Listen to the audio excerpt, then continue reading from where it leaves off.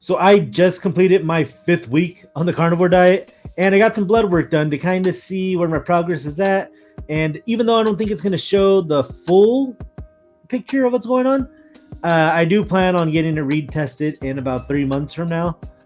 So I think at that point we'll see what it's really done. But we'll look at some of the preliminary results. Now I will mention, um, at the end of 2023, I was eating a bit like garbage, a lot of sweets and such. So I think that might play into what we see here. So I have test results from about a year ago when I got some blood work done. That was the first time ever getting blood work done. And then I had a follow up in July. Um, and so we'll be able to see some of the tests. We'll have 3 data points. Some of them will only have 2. Um, but yeah, let's look at the first one. So the first graph I'm going to pull up was my cholesterol. You see that, or I should point out that in July when I had that done, from the end of April to that point, I was only eating about 1,500 calories a day. I was coming back from healing from a broken ankle, so I wasn't really moving around much. So the one thing I did was like really scaled back on my calories, and I was eating really healthy at that point. Um, by conventional standards, I guess. And you'll see that it actually so far it's come down this year from where it was at that point. And got to be happy about that, because I think that's the number one concern when I've told people, hey, trying this. I always say, I don't outright say the carnivore diet. I typically go, oh, hey, I'm on this very low carb diet. They go, oh, really? The keto diet? I'm like, like a subset of that. And then eventually I get to the point where I say, yeah, I'm doing the carnivore diet. And they're like, okay, you're crazy. But yeah, so the second measure we'll look at was my HDL. This is known as like the good one. And you see that was never wasn't high before. I was actually below the range of what it should be. It's even lower right now. Yeah, I don't know what's going on there, but yeah, I mean, I guess ideally that should be higher. We'll see what happens. About 120 days into this. My triglycerides, the next graph here, those were elevated before, but now you see that I'm well within the guidelines. So, again, I think that's another marker. People typically say, oh, if you're eating all these animal products, that's going to go out of whack. And, I could tell you that probably wasn't from how I was eating in November and December of 2023. I would say it has a lot to do with what's going on, but how I've been eating and everything I've been doing this last month. My LDL, this is the bad one, right? And I'm sure if you guys have been watching carnivore videos, there's those lean body hyper responders. I ain't one of them. But how concerned you should be with this? They say if you're in great health, it's not as much of a concern, but obviously I'm not there yet. So I'm still a little bit above where they, the guidelines where they say you should be, but it's lower than before. So, glass half full there. My glucose, this one was a bit surprising to me. It's been high pretty consistently in the past, and I guess I shouldn't be too surprised if I'm cutting out all the carbs and stuff. But it was just nice to see that. I guess that's why I say I was surprised. I think it was just nice to see it in the normal range. So that felt really good. And I'll be honest, when I saw that, I got pretty hopeful with the A1C. That comes a few later. But the next one we'll look at is what's known as the BUN test, or the blood urea nitrogen test. This is an indicator of kidney function. So as you can see from the graph there, I'm still, still doing well within the guidelines there. This next one is also a measure of like kidney function. So again, not seeing any negative side effects on how my body's been able to filter out some of these things. So the carnivore diet hasn't negatively impacted those. It's still staying steady. Now these next ones, we talk about some of the electrolytes. I was worried because I've been taking in a lot of salt, Himalayan salt. That's what I have right now. But yeah, I've been adding that to some water. In the mornings typically or after a big workout. Been adding extra salt on the meat more than I would normally salt my meat. But I think we see what we're gonna see in the test results. The fact that since I cut out all that garbage, that probably my overall intake has gone down. Once you actually account for the salt I was getting from chips and all this other stuff, popcorn, and yeah, I was nervous about this one, but so the sodium, yeah, it's still within a really good range there. Happy with that. Same with the potassium and chloride. So the chloride is a little bit near the high end, but still we're still normal there. So again, I was kind of worried about these, especially that one day a couple weeks back when I told you when I went in for a checkup with a different doctor, sleep doctor, and took my blood pressure and I was high, and I was like, oh wow, did I totally mess something up here? With all the salt I've been taking, right? And then I started thinking about like where those come from. I talked about that in a video a couple weeks back, but I was really happy to see that my electrolytes were all coming in the I guess the recommended range where they should be. And the last one that I'll show you the graphic for, there are some other tests, but just like white blood cells and all that stuff is pretty normal, nothing there. But A1C, so this is what they'll typically use to give you a diagnosis of your diabetic. This is what they'll use, and I was hoping this was going to be lower. A year ago, it was at 6.6. When I tested in July, it went down to 6, and again, the 3 previous months to that test, I was eating very low calories, very, I guess, healthy, and the spike that we got, I'm back up to 6.6. That's not good. I'm not happy about that. But I don't think it has to do with the carnivore diet. I think it has to do with everything, with all those, did you guys try that pumpkin cheesecake thing that Costco came out with? Yeah, like, I'm blaming Costco for that one. But this technically with the 6.6 puts me in the diabetic range, and that brought up a conversation with my doctor. She recommended that because she knows I've been trying to work on my weight, and back when I was back in July when I had the ankle injury and I wasn't able to go to the gym, we tried getting me on a semaglutide, but wasn't able to get through the insurance. I wasn't willing to pay for it out of pocket, and so she brought up like, hey, you're above the you're technically a diabetic now. I could put in that diagnosis and we could get you an Ozempic script. And I'll be honest, it was kind of tempting.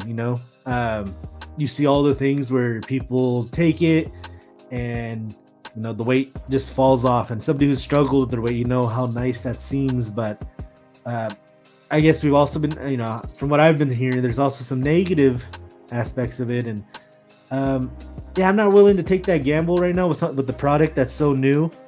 Especially, I'm making good progress with what I'm doing now, and I think ultimately eating healthier, being mindful of what I'm eating and exercising, that's going to be better long term. So that was one of the reasons why I opted to tell her, hey, I want to stick to what I'm doing. I think I found a way of eating that's working for me. It's giving me good energy. I'm getting, actually had another PR on rowing. I'll give you an update on that at the end here. But yeah, I told her I just wasn't comfortable not knowing what the long-term side effects of this are. I don't want to be on a medication for the rest of my life. And I think that's one thing with people who go on Ozempic is I believe, people who, once they get off it, a lot of them tend to gain the weight back. And when they're going on the way down, they're also losing a lot of lean body mass. So even if they get back to just their original weight, they're probably even more fat in the sense that they lost lean body mass and they replaced that with just fat going back up. So I didn't want to have to be on a medication, especially, I'm hoping my A1C is going to dip back down below the diabetic threshold. And at that point, I'm going to be eligible for Ozempic, the insurance coverage, and I was like, I don't want to have a tool, rely on a tool that can be taken away from me, just due to financial reasons. I don't have the means to afford for something, you know, that's $1,000 a month or whatever it is. So I was like, you know what? How about, you know, in about 90 days, I come back, we'll do another blood test, we'll see where they're at. And I think at that point, I'm really hoping those levels are going to be back down to a lower level, and you know, just sticking to the path. I think we're doing good here. So yeah, that's what I plan on doing. A couple other little mentions. My CO2 was down, but it's still in the normal range. And my calcium was also down, but I was also taking a lot of supplements, so I'm not worried about not getting enough calcium from how I'm eating. But I was taking those supplements again back when I broke my, you know, you break a bone, you tend to think maybe I should up the calcium, right? So update on how I did this week. Out of hitting my 6 goals, 6 out of 7 again. I can't get a perfect week. I can't. I don't know why. It just but this week it kind of fell apart, mainly because my boss had asked me, oh hey, he was having some people come in to review a grant. Again, I'm a graduate student, so he's like, oh hey, can you pick up these people from the hotel tomorrow morning? So I slept in a little bit, and I didn't have enough time to do my morning row and do the exercise bike for 10 minutes. So I didn't have that extra like half hour in the morning that I normally plan for. So I wasn't able to do my morning row. I go in, chauffeur these guys around, get on with my day. And then at the end of the day, I had to take the people back to the hotel, and there's like going to be like a lab lunch, a group lunch, or a group dinner rather. And my advisor's like, hey, would you like to attend that? And I think he was kind of, and I was like, yeah, I'll go, because typically they pick like a really nice steakhouse or, place to kind of show off. So I was like, all right, cool. If I can get a ribeye for free, like, I'm down. But we didn't. We went to like a cafe, which was fine, but it was just like a lot of sandwiches and a lot of fried things. So I picked the lesser of all the evils there. They did have a steak there, but like the steak was twice as much as the next item, and I don't know. I just felt weird about ordering that. Everything was like $16 or $18, but the steak was like near 40. And I was like, if I'm the only person that orders that, I think that's gonna look kind of bad. So I ended up going for this. Like the sandwich thing, which again, I did have a piece of bread or 2 pieces of bread, but everything else was pretty good, toppings wise, and it's like an open face sandwich. So I was like, you know what? Out of all the things, it's not the best one, but I'm sticking away from fried foods. I think that's more of a trap for me, but fried foods, then I think it'll get me craving fried foods again. So I was like, like this, I'll have this. I'm not gonna order the sides or anything with it. I'll just get that. But yeah, I was kind of bummed we didn't go to a steakhouse. So yeah, I missed my morning row, and then messed up on the diet. So I did have a red day where I missed multiple goals. I almost hit 3. I almost hit 3 goals that I missed. And that was because by the time I went home, again, a long day. I had my dogs locked inside for the better part of the day, and I have a dog that's still kind of young, and she's not great at holding her bladder for more than like 5 hours, and I had them locked up inside the house for about 8. So too cold to leave them out. They're short-haired dogs. And where she tends to pee at is right by the fridge, so sometimes I have to pull the fridge out, sit there, clean it up, and then push the fridge back. When I was pushing the fridge back, I had a bottle of Frank's Red Hot Sauce sitting on top, and that thing fell and made a wonderful mess on the floor. And I had just put on my gym clothes, and I was like, dang, this, like, I have to clean this up now. So I sat there, cleaned it up, and I was like, you know what? We still got to go. And even if we're just going to go in, get a quick 30-minute leg workout in, and go home. Let's mitigate the losses here. Let's stop the bleeding. Even though the floor looked like the murder scene, but that Frank's Red Hot Sauce just splattered everywhere. It was terrible. But Yeah, so almost a three, almost missed 3 goals in one day, but only ended up being two. So, but as far as my progress for this fifth week, down another 2 pounds, so that puts us at a total of 15 pounds over the 5 weeks, so 3 pound average. Um, Blood pressure came in at 127/78. Uh, so a little bit lower than normal, but still what I would expect. When I went to the doctors the day I got my blood work done, they did my blood pressure. It actually came in at 115/72, and I was like, that can't be right. Like it's never been that low. And I even came home, tested out with my at-home test unit once I sat down, got settled, and I got it like a 117/74, and I was like, oh, it's super low today. My buddy who does other, who made some videos together on this channel, he said he's noticed his blood pressure has gone down as well. So I don't know if that's something you guys are also experiencing. You can get a little at-home tester pretty easily through Amazon or something. I'd recommend monitoring that blood pressure, something a lot of people overlook, but can be quite dangerous when it's elevated. On my rowing, my 2 kilometer daily row, I hit another PR, 8:16. Again, I wasn't really trying for it. I always save for the last 250 kilometers. That's where I put a kick and I, emptied the tanks. I came in at 8:16. I was really happy with that. I think what I'm gonna try to do is on the first Sunday of each month. That's when I'm really gonna test myself and set it up for just to do a 2 kilometer row, get a good stop time on that. And again, I'm hunting that 8 minute 2 kilometers. That's a goal. I don't know where that number came from my head, but that's my next goal. And then I think we'll hit that pretty soon. I think if I went all out, I could get close right now. But I could tell you, I think what I'm noticing, I noticed better range of motion, and that's getting me more distance on when you get into the catch of rowing. This past week I was doing 15 minutes rowing, upping that up to 16.